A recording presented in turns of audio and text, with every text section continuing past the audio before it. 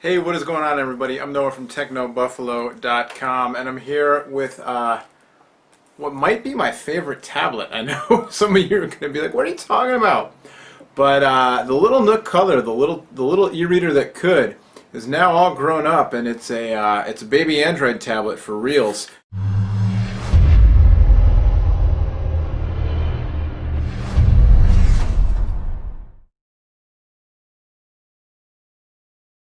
So let's look at Angry Birds, how it runs on this thing.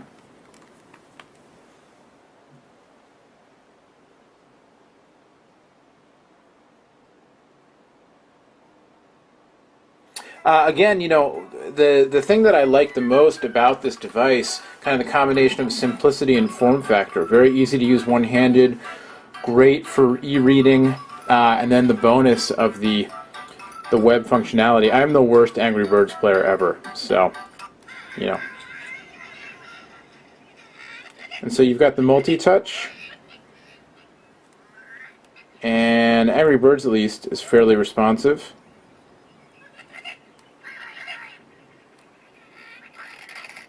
Look at that, I'm so bad. I just chucked it over the top.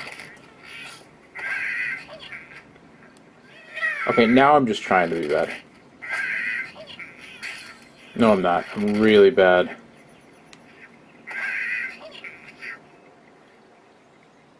That was, I mean, even for me, that was pathetic. But you can see it works. It's responsive. The gameplay is good. It's going to come down to, how good are the apps that are being made, and are people interested in them on this device, on a, smaller, perhaps less spec'd out, but cheaper device for $250. And now you're starting to see honeycomb tablets, for under 500, under 400 even.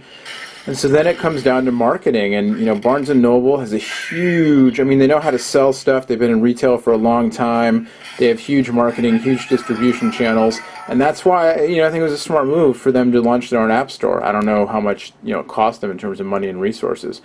A couple little quirks here, with some of these apps, to get out of an app, I have to pause the app, and then the button will come back to life,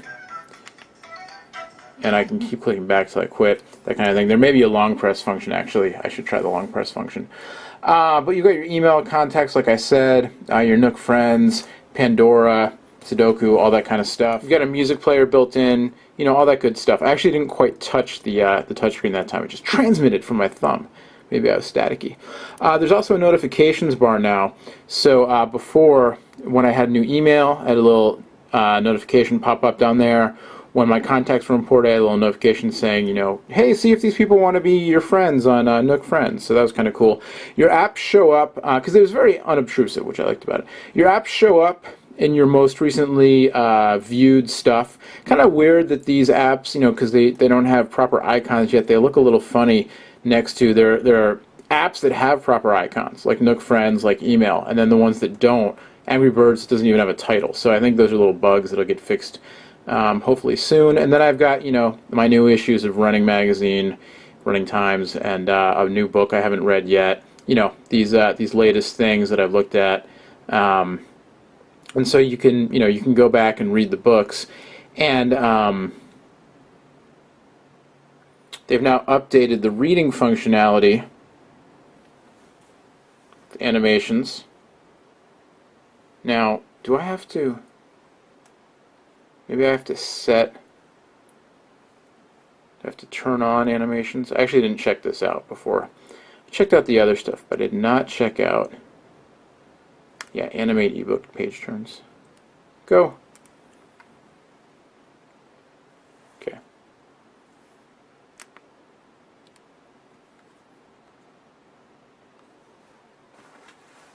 Me, I would probably leave this off, but some people want to see this stuff.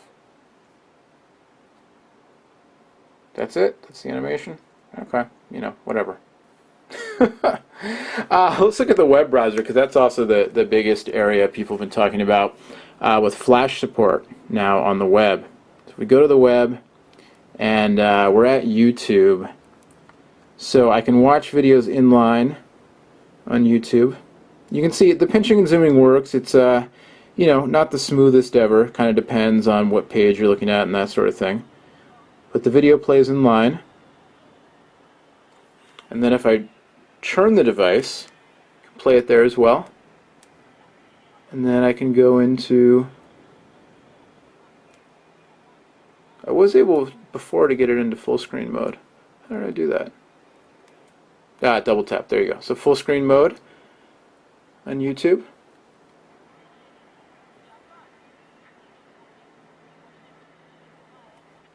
And if I clear out of here, I'll press the home key to exit, right? There are little shortcuts they programmed in. The home key exits out. We'll go back. I was looking at ESPN before, and this is... I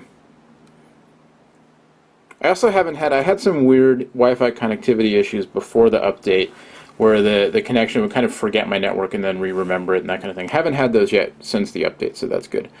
But if we go to ESPN, go to SportsCenter videos, and I was looking at this before, and play.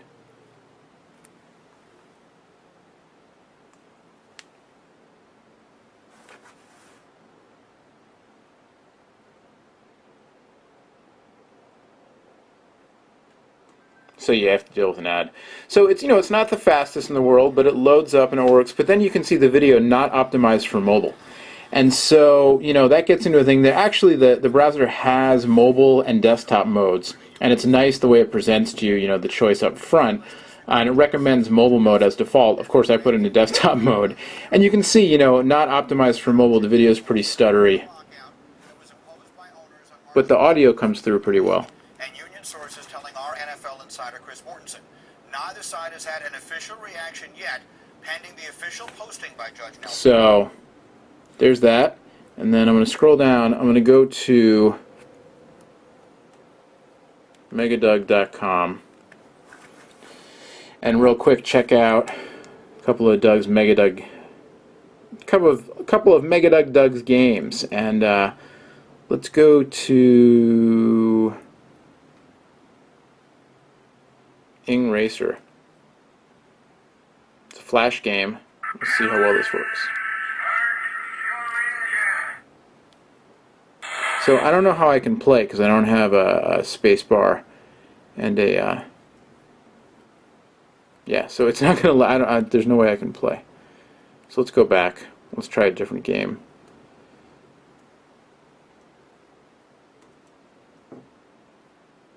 Bowling, I believe I've played on a mobile device before, and it works just fine.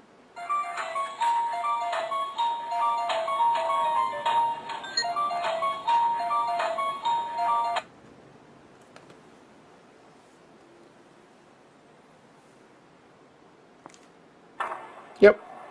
So there you go. You can play, you know, this is a very simple flash game, but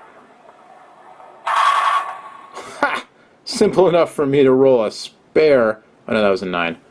Oh well. But there you go. It's flash. It's working. I can zoom in even. Tap to interact. Perfect. Thanks. I don't know how I'm gonna tap.